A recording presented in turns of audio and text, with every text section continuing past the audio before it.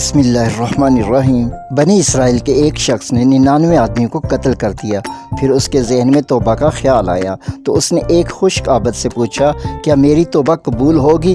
عابد کا انکار سن کر اس نے اسے بھی قتل کر دیا۔ کسی نے بتایا کہ فلاں بستی میں ایک ولی اللہ ہے، اس سے اپنی توبہ کی بابت مسئلہ دریافت کرو۔ وہ اس جانب چل پڑا، مگر راستے میں ہی اسے موت آ گئی۔